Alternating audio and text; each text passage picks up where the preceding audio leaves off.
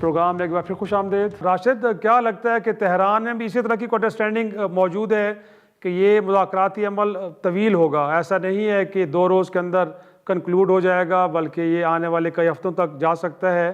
اور کیا پھر یہی ہوگا کہ ورکنگ گروپس آگے لے کے چلیں گے، یا ایرانی قیادت کیونکہ بڑا ڈیلیگیشن آیا ہے تو کافی دن کا ایک طرح سے شیڈیول لے کے آیا کہ اگر یہ اگلے 1 ہفتے تک بھی جاری رہتے ہیں تو ایرانی قیادت یہاں پہ رک سکتی ہے؟ کچھ ایسا ہے وہاں پہ؟ کیا سوچ ایک پائی جاتی ہے؟ ایران کے اندر جو ہے وہ جس سطح کا ڈیلیگیشن بھیجا گیا ہے اس سے اندازہ ہوتا ہے کہ وہ بڑی سنجیدگی سے اور مسئلے کو مکمل طور پہ کسی نتیجے پہ پہنچانے کے لیے یہ ڈیلیگیشن بھیجا گیا ہے۔ لیکن دوسری طرف جو یہاں پہ ملک کے اندر کی صورتحال ہے، وہاں پہ آج صبح سے میڈیا جو یہ کہہ رہا ہے، یا یہاں کے جو مثلاً تجزیہ نگار ہیں، یا مثلاً عام لوگ بھی جس یہاں پہ جو خطیب اور سپیکرز اور اس طرح کے لوگ، وہ کہتے ہیں ہم تو تیار بیٹھے ہیں، ہم نے جو ہے وہ اپنی انگلیاں ٹریگر پہ رکھی ہیں، بس ہمیں وہاں سے اشارہ ملے، ہم نے دوبارہ اپنا وہی کام جو پہلے ہم نے 40 دن جاری رکھا مزید جاری رکھیں گے۔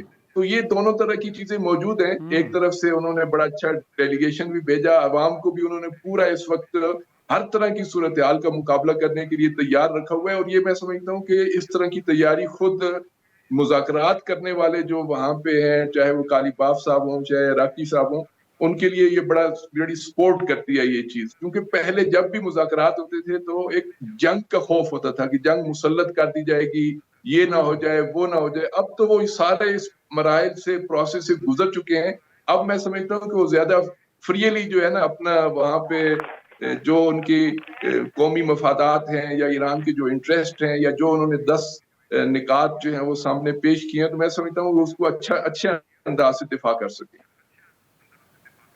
جی درست۔ انور صاحب، آپ سے بھی میں تھوڑا سا یہ نجومیوں والا سوال ہی کروں گا۔ انفیکٹ ہم دیکھیں کہ اس سے پہلے بھی 2 بار ایران امریکہ کے مذاکرات بڑے پازیٹیو نوٹ پہ آگے بڑھ رہے تھے، but all of a sudden America dialogue table سے ایگزٹ کر کے وار کے آپشن پہ چلا گیا اور پوری دنیا حیران ہوئی۔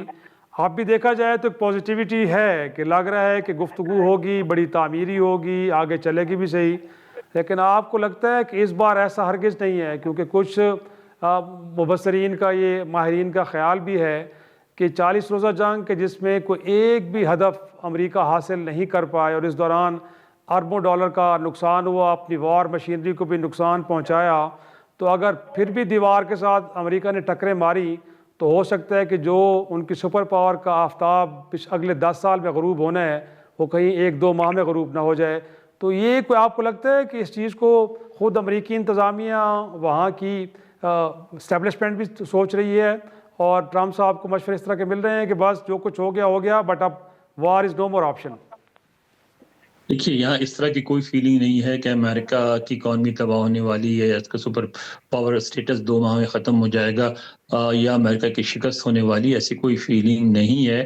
اگر کوئی بات ہے تو یہاں اگر کوئی کرتا بھی تو ساتھ اس بات کی بھی نشاندہی کرتا ہے کہ ایران کو بھی معاشی طور پہ بالکل تباہ کر دیا گیا ہے بامبنگ کے ذریعہ۔ اصل میں جو بات یہاں سے مجھے نظر آتی ہے، اگر آپ پیش گوئی کی بات کرتے ہیں، تو وہ یہ ہے کہ کم از کم ایسا لگتا ہے کہ اس بات پہ کوئی سمجھوتا ہو جائے کہ یہ مذاکرات جاری رہے، اور جب تک مذاکرات جاری رہتے ہیں اس وقت تک سیز فائر موجود رہے، یعنی جنگ بندی قائم رہے، جنگ شروع نہ کی جائے۔ تو اس طرح جو ہے مذاکرات کے حد تک جو ہے ان کو اطمینان ہو جائے دونوں فریقین کو کہ جنگ اب نہیں ہوگی اور ہم آرام سے بات چیت کر سکتے ہیں۔ اس بات کی یقین دہانی شاید دونوں طرف سے ہوگی۔ امریکہ ظاہر ہے ایران نے تو نہیں شروع کیا تھا، پہلے امریکہ نے کی تھی، تو امریکہ یقین دہانی کرائے گا کہ جب تک مذاکرات ہو رہے ہیں، یعنی یہ جو سیز فائر ہے اس کو ایکسٹینڈ کر دیا جائے۔ لیکن انور صاحب، دیکھا جائے تو وہ شخص کہ جس نے امریکہ میں سب سے زیادہ پاپولر ووٹ حاصل کی ہے اس وقت مقبولیت میں، وہ بائیڈن سے بھی کہیں نیچے کھڑا ہے، اور پھر امریکہ جیسے ملک کے اندر 80 لاکھ لوگ سڑکوں پہ آئے، وچ از انپریسیڈنٹڈ۔ اس سے پہلے ہمیں شاید اتنے بڑے پروٹیسٹ دیکھنے کو نہیں ملے۔ تو یہ بھی ایک دباؤ تو بناتے ہیں امریکی انتظامیہ پہ کہ یہ جو جنگ کا آپشن ہے اس کو آگے نہیں لے کے چلنا۔ بالکل دباؤ بناتے ہیں، اور پروٹیسٹ بہت بڑے تھے، انپریسیڈنٹڈ تو نہیں تھے۔ عراق کی جنگ کے خلاف بھی اتنے بڑے نکلے تھے، افغانستان کے خلاف بھی بہت پروٹیسٹ ہوا، بہت کچھ ہوا یہاں۔ لیکن یہ جو بات ہے کہ دباؤ اگر یہ فرسٹ ٹرم پریزیڈنٹ ہوتے تو دباؤ زیادہ لیتے، چونکہ یہ ان کا آخری ٹرم ہے. اس کے بعد وہ کوشش بھی کی انہیں اس بات کا اندازہ ہو گیا کہ سپریم کورٹ ان کو اس بات کی اجازت نہیں دے گا تو دوبارہ الیکشن نہیں لڑ سکتے. رہا یہ کہ ریپبلکن پارٹی کی شکست ہو جائے گی آئندہ انتخابات میں، وہ کوشش کریں گے. ان کی اب ووٹ بینک ہے، پاپولیرٹی بھی ایک خاص حلقے میں بھی ہے ان کی قائم. لیکن اگر ریپبلکن پارٹی کو شکست بھی ہو جاتی تو آپ ایک بات ذہن میں رکھیں کہ ٹرمپ ریپبلکن پارٹی میں کبھی بھی نہیں تھے، وہ تو اوپر سے آئے تھے، اور وہ ایک خاص قسم کے رائٹ ونگ کی نمائندگی کرتے ہیں جو اب بھی اس طرح سوچتی ہے، جو اب بھی بہت ایکسٹریمسٹ ہے، جو یہ سمجھتی ہے کہ اقوام متحدہ امریکہ کے خلاف سازش ہے، ان کو نیو یارک سے نکال دینا چاہیے، ہمیں نیٹو میں نہیں رہنا چاہیے، ہمیں مسلمان جتنے بھی ہیں اس ملک میں ہیں وہ امریکی کبھی نہیں بن سکتے، اس کو اس ملک سے نکال دینا چاہیے. تو وہ لابی تو سالڈلی اب بھی ان کے ساتھ ہے، اور اس لابی کی وجہ سے وہ لابی پلس ریپبلکن ووٹ مل کے وہ جیتتے ہیں. تو اب بھی آپ دیکھیں ان کا جو کینڈیڈیٹ تھا ایریزونا میں ساری پریڈکشن کے برخلاف بڑی بھاری اکثریت سے جیت گیا. یہاں جو مارجری گرین کی صحیح. جتنے جو جگہ خالی کی تھی اس میں جو الیکشن ہوا تھا اس میں پچھلے ہفتے ان کا کینڈیڈیٹ کی حمایت کی تھی صدر ٹرمپ نے، وہ جیت گیا. دوسری جگہوں پہ بھی جہاں وہ حمایت کر رہے ہیں ان کے کینڈیڈیٹ سب بھی کامیاب ہو رہے ہیں. تو ان کو اتنی فکر نہیں ہے، ایک تو اس لیے نہیں ہے کہ انہوں نے دوبارہ الیکشن نہیں لڑنا، اور دوسرے اس لیے فکر نہیں ہے کہ ریپبلکن پارٹی سے بھی ان کو کوئی خاص محبت نہیں ہے. صحیح. اور لاسٹلی میں باقر آپ کا اس پہ ویو پوائنٹ لینا چاہوں گا. آج میری کنونشن سینٹر میں آپ بھی تھے، کچھ ایسے تجزیہ کاروں سے گفتگو ہوئی کہ بڑا سمارٹ موو ہے امریکہ کا، کیونکہ اس جنگ کے اندر یورپین کے اتحادی ان سے الگ کھڑے رہے، اس پہ شریک نہیں ہوئے. اب امریکہ دوبارہ انگیجمنٹ کی طرف چلا گیا، اور ایران کے ساتھ معاملات اچھے جب ہو گئے تو یہاں پہ ایران کے اندر امریکی کمپنیاں انویسٹمنٹ کرتے نظر آئیں گی. تو بینیفیشری امریکہ ہوگا، یورپ نہیں ہوگا.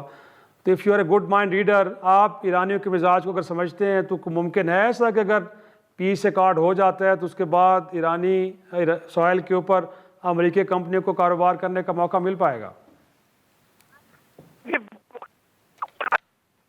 اینگل سے آپ بات کر رہے ہیں تو شاید مشکل ہوگا، لیکن اگر ریئل پولیٹک کے پوائنٹ آف ویو سے دیکھیں تو پاسبل ہے کہ جو امریکن کمپنیز کو وہاں بزنس ملے. جے سی پی او کے بعد آپ نے دیکھا ہوگا کہ یورپین کمپنیز کو وہاں بزنسز ملے تھے، اور جو جہازوں کے کچھ کانٹریکٹ شاید بوئنگ وغیرہ کے لیے بھی کرنے کی کوشش کی گئی تھی. تو کوئی ایسی ممانعت شاید نہ ہو اور امریکن کمپنیز کو وہاں بزنس مل سکے. اور یہ کچھ جو ڈیل انہوں نے بحرین کے تھرو عمان کے تھرو آفر کرنے کی کوشش کی، اس میں یہ بھی تھا کہ اگر ہماری یہاں پیس ڈیل ہو جاتی ہے تو کافی اوپننگ ہوگی بزنسز کے لیے، کیونکہ ٹرمپ آپ کو پتا ہے بیسیکلی بزنس اورینٹڈ آدمی ہے.